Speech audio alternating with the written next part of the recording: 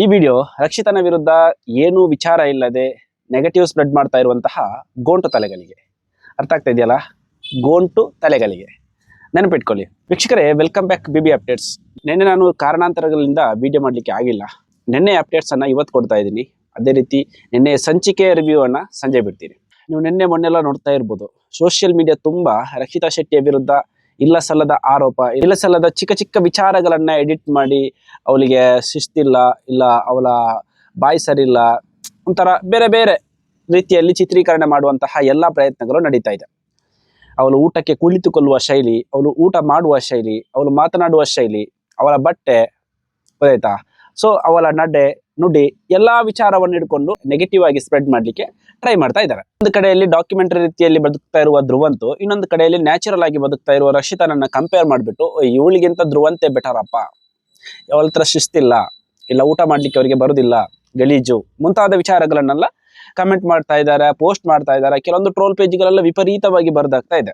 ಅಂತವರಿಗೆಲ್ಲ ಈ ವಿಡಿಯೋದ ಮೂಲಕ ಒಂಚೂರು ವಾಸ್ತವವನ್ನ ತೆರೆದಿಡ್ಲಿಕ್ಕೆ ನಾನು ಪ್ರಯತ್ನವನ್ನ ಪಡ್ತೇನೆ. ಫಸ್ಟ್ ಊಟದ ವಿಚಾರಕ್ಕೆ ಬರುವ. ಇವಾಗ ತುಂಬಾ ಜನ ಊಟ ಮಾಡುವಾಗ ಅವಳು ಕುಳಿತುಕೊಳ್ಳುವಂತಹ ಶೈಲಿಯ ಬಗ್ಗೆ ಮಾತಾಡ್ತಾ ಇದ್ದಾರೆ. ಹಳ್ಳಿ ಕಡೆಗೆ ಅದರಲ್ಲೂ ಕೂಡ ಹೆಣ್ಣು ಮಕ್ಕಳ ಬಗ್ಗೆನೇ ಮಾತಾಡುವ. ಈಗ ಅವಳೊಂದು ಹೆಣ್ಣಾಗಿದ್ರಿಂದ ತುಂಬಾ ಜನ ಹೆಣ್ಣು ಮಕ್ಕಳೇ ಕಮೆಂಟ್ ಆಗ್ತಾರೆ ಶಿಸ್ತಿಲ್ಲ ಅಂತ. ಸೊ ಇವಾಗ ಮದುವೆ ಆದವರಾಗಿರ್ಲಿ, ಬೇರೆ ಯಾರೇ ಬೇರೆ ಕಡೆಯಲ್ಲಿದ್ದವರು, ಪ್ರತಿದಿನ ಮನೆಯಲ್ಲಿರುವವರಲ್ಲ, ಹಾಸ್ಟೆಲ್ ಅಲ್ಲಿ ಇರೋರ, ಇಲ್ಲ ಯಾವುದೋ ಒಂದು ಕಡೆಯಲ್ಲಿ ಬದುಕ್ತಾ ಇರುವವರು, ಬದುಕು ಕಟ್ಟಿಕೊಳ್ತಾ ಇರುವವರು, ನೀವು ನಿಮ್ಮ ತಾಯಿಯ ಮನೆಗೆ ಹೋದಾಗ ಯಾವ ಶಿಸ್ತನ್ನ ಫಾಲೋ ಮಾಡ್ತಾ ಊಟವನ್ನ ಮಾಡ್ತೀರಾ? ಇದು ನಾವೆಲ್ಲ ಕಂಡು ಬೆಳೆದಂಥವ್ರು, ನಾವೆಲ್ಲ ಅಕ್ಕ ತಂಗಿಯರ ಜೊತೆ ಬೆಳೆದಂಥವ್ರು. ಅದಕ್ಕೋಸ್ಕರ ನಾನು ಕೇಳ್ತಾ ಇರೋದು, ನೀವು ಊಟ ಮಾಡ್ಲಿಕ್ಕೆ ಕೂರುವಾಗ ಯಾವ್ದಾದ್ರು ಶಿಷ್ಟಾಚಾರವನ್ನ ಪಾಲನೆ ಮಾಡಿ ಊಟ ಮಾಡ್ಲಿಕ್ಕೆ ಕೂರ್ತೀರಾ? ನಿಮ್ಗೆ ಹೇಗೆ ಬೇಕು ಹಾಗೆ ಊಟ ಮಾಡ್ಲಿಕ್ಕೆ ಕೂರ್ತೀರಾ? ಯಾಕೆಂತ ಹೇಳಿದ್ರೆ ಅದು ನಿಮ್ಮ ಮನೆ, ನಿಮ್ಗಿರೋ ಫ್ರೀಡಮು, ಆ ಒಂದು ಮನೋಭಾವ ಇದೆ ನಿಮ್ಗೆ. ಇಲ್ಲಿ ನಾನು ಯಾರು ಕೇಳುವರಿಲ್ಲ, ಇಲ್ಲ ನಾನು ಹೇಗೆ ಕೂತ್ರು ಹೇಗೆ ಊಟ ಮಾಡಿದ್ರು ಯಾರಿಗೂ ತೊಂದರೆ ಇಲ್ಲ, ಅದರಲ್ಲಿ ಯಾರಿಗೂ ತಕರಾರಿರಲ್ಲ, ನನಗೆ ಬೇಕಾದ ಹಾಗೆ ನನ್ನ ಮನಸ್ಸಿಗೆ ತೃಪ್ತಿ ಆಗೋ ತರ, ನನ್ನ ದೇಹಕ್ಕೆ ಕಂಫರ್ಟ್ ಆಗೋ ತರ ನಾನು ಊಟಕ್ಕೆ ಕೂರ್ತೇನೆ ಅಂತ. ಹೌದಲ್ವಾ? ಸೊ ಅದೇ ರೀತಿಯಲ್ಲಿ ರಕ್ಷಿತಾ ಶೆಟ್ಟಿಯ ಬಗ್ಗೆ ಆಲೋಚನೆ ಮಾಡ್ಲಿಕ್ಕೆ ಏನ್ ದಾಡಿ? ಅಲ್ಲಿ ಇಷ್ಟು ದಿನ ಡೈನಿಂಗ್ ಟೇಬಲ್ ಅಲ್ಲಿ ಕೂತು ಊಟ ಮಾಡ್ತಾ ಇದ್ದವರು, ಇಷ್ಟು ದಿನ ಬೆಂಚಲ್ಲಿ ಕೂತು ಊಟ ಮಾಡ್ತಾ ಇದ್ದವರು, ಇವತ್ತು ಸೀಕ್ರೆಟ್ ರೂಮ್ ಅಲ್ಲಿ ಆ ಡೈನಿಂಗ್ ಟೇಬಲು ಇಲ್ಲ, ಬೆಂಚು ಇಲ್ಲ. ಸೊ ಕೆಳಗಡೆ ಕೂತು ಊಟ ಮಾಡ್ತಾ ಇದ್ದಾಳೆ. ಊಟ ಮಾಡುವಾಗ ಚಪ್ಪಲಿ ಹಾಕೊಂಡೆಲ್ಲ ಊಟ ಮಾಡ್ತಾ ಇಲ್ವಲ್ಲ, ಕೆಳಗಡೆ ಕೂತ್ಕೊಂಡು ಅವಳಿಗೆ ಅವಳ ದೇಹಕ್ಕೆ ಒಗ್ಗಿಕೊಳ್ಳುವ ರೀತಿಯಲ್ಲಿ ಅವಳು ಊಟ ಮಾಡ್ತಾ ಇದ್ದಾಳೆ. ಅವಳ ದೇಹ ಸ್ವಲ್ಪ ಶಾರ್ಟ್ ಆಗಿದೆ, ಚಪ್ಪಡಿ ಹಾಕಿ ಕೂರ್ಲಿಕ್ಕೆ ಇಲ್ಲ ಬೇರೆ ಯಾವ ತರ ಕೂರ್ಲಿಕ್ಕೆ ಅವಳಿಗೆ ಕಂಫರ್ಟಬಲ್ ಆಗಲ್ಲ. ಕೆಲವೊಂದ್ಸಲ ಇವಾಗ ಅವಳ ಡ್ರೆಸ್ ಇದೆ, ಅವಳು ಹಾಕೋ ಡ್ರೆಸ್ ಹೆಂಗಿದೆ ಅಂತ ಹೇಳಿದ್ರೆ ಅವಳ ಸೈಜಿಗಿಂತ ಸ್ವಲ್ಪ ಕೆಲವೊಂದ್ಸಲ ಓವರ್ ಸೈಜ್ ಬಂದ್ಬಿಡುತ್ತೆ. ಮುಂದ್ಗಡೆ ಧ್ರುವಂತ ಕೂತಿರ್ತಾರೆ. ಸೊ ನೀವ್ ಹೇಳೋ ತರ ಚಪ್ಪಡಿ ಹಾಕಿ ಕೂತ್ಕೊಂಡು ಊಟ ಮಾಡುವಾಗ ಎದೆ ಭಾಗಕ್ಕೆ ಕೈ ಇಟ್ಕೊಂಡೇ ಊಟ ಮಾಡ್ಬೇಕಂತಹ ಪರಿಸ್ಥಿತಿ ಬರ್ಬೋದು. ಅದಕ್ಕೋಸ್ಕರ ಅವಳಿಗೆ ಹೇಗೆ ಕಂಫರ್ಟ್ ಆಗ್ತದೆ ಆ ರೀತಿಯಲ್ಲಿ ಅವಳು ಊಟ ಮಾಡ್ತಾ ಇದ್ದಾಳೆ. ಅದನ್ನ ಹಿಡ್ಕೊಂಡು ನೀವು ಅವಳು ಊಟಕ್ಕೆ ಬೆಲೆ ಕೊಡ್ತಾ ಇಲ್ಲ, ಇನ್ನೇನೋ ಮಾಡ್ತಾ ಇಲ್ಲ ಅಂತ ಹೇಳ್ತಿರಲ್ಲ. ಅವಳ ಕೆಲವೊಂದು ವಿಡಿಯೋಗಳು, ಅವಳು ಬದುಕಿ ಬಂದಂತಹ ವಿಡಿಯೋಗಳು ತುಂಬಾ ಇದೆ.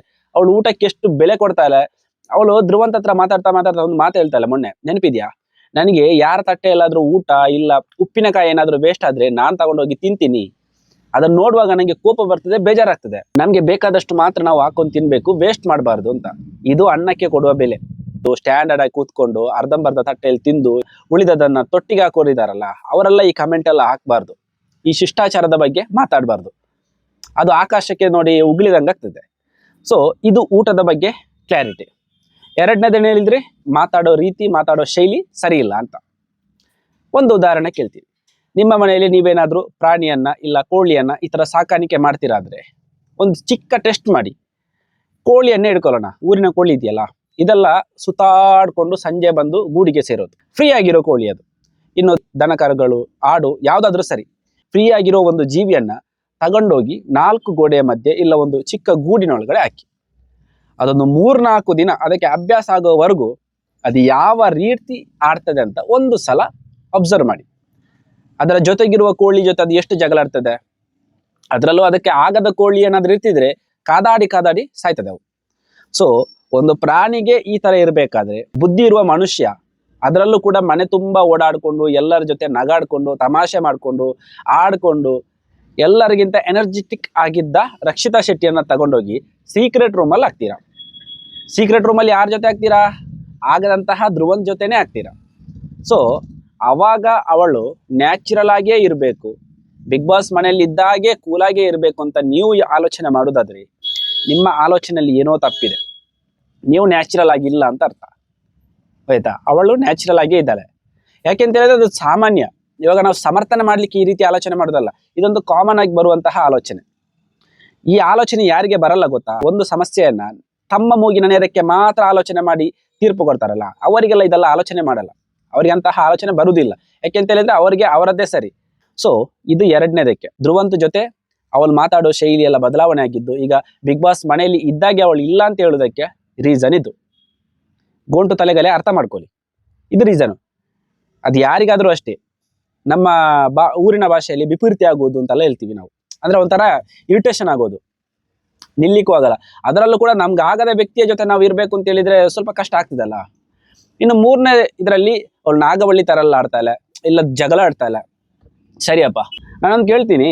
ಈಗ ನಿಮ್ಮ ಐಡೆಂಟಿಟಿ ಇಲ್ಲ ನಿಮ್ಮ ಹಾವಭಾವ ಇದೆ, ನೀವು ಮಾತನಾಡುವ ಶೈಲಿ, ನೀವು ಮಾತನಾಡುವಾಗ ಇವಾಗ ಬಾಡಿ ಲ್ಯಾಂಗ್ವೇಜ್ ಏನಿದೆ, ನನಗೆ ಇವಾಗ ಮಾತನಾಡುವಾಗ ನನ್ನ ಕೈ ಈ ತರ ಬರುತ್ತೆ ನೋಡಿ, ಆಟೋಮೆಟಿಕ್. ಇದು ನಾನು ಬೇಕು ಅಂತ ಮಾಡೋದಲ್ಲ, ಇದು ಅಭ್ಯಾಸ.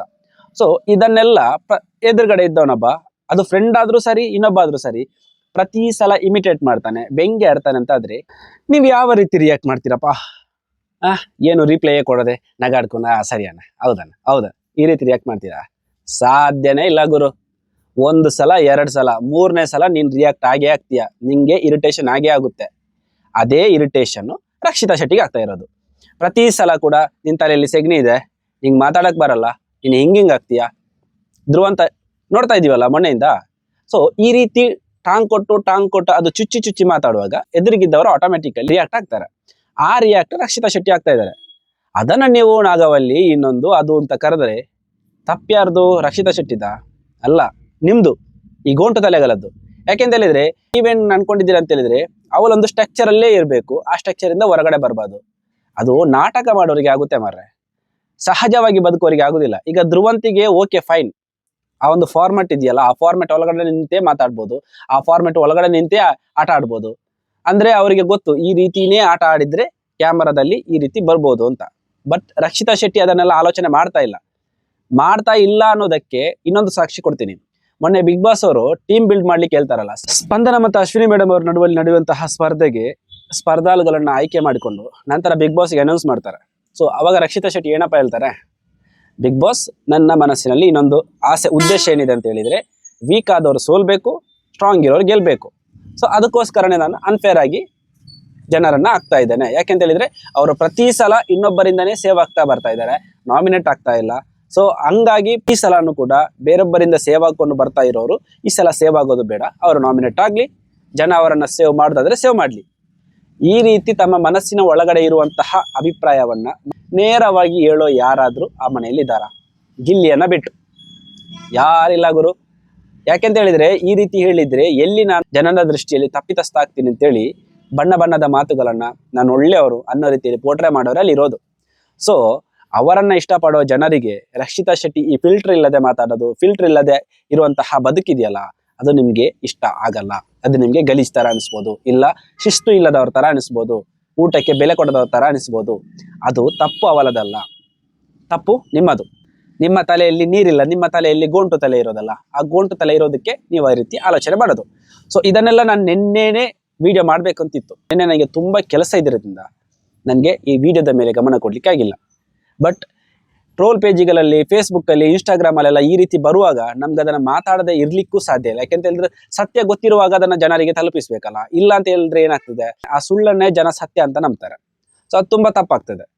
ಸೊ ಇದು ರಕ್ಷಿತನ ಬಗ್ಗೆ, ರಕ್ಷಿತನ ಹಾವಭಾವದ ಬಗ್ಗೆ, ಅವ್ರು ಸೀಕ್ರೆಟ್ ರೂಮಲ್ಲಿ ಇರೋದ್ರ ಬಗ್ಗೆ ನನ್ನ ಅಭಿಪ್ರಾಯ. ಇದೇ ರೀತಿ ಅಭಿಪ್ರಾಯ ನಿಮ್ಗಿದ್ರೆ ಈ ವಿಡಿಯೋವನ್ನ ಜಾಸ್ತಿ ಶೇರ್ ಮಾಡಿ. Thank you.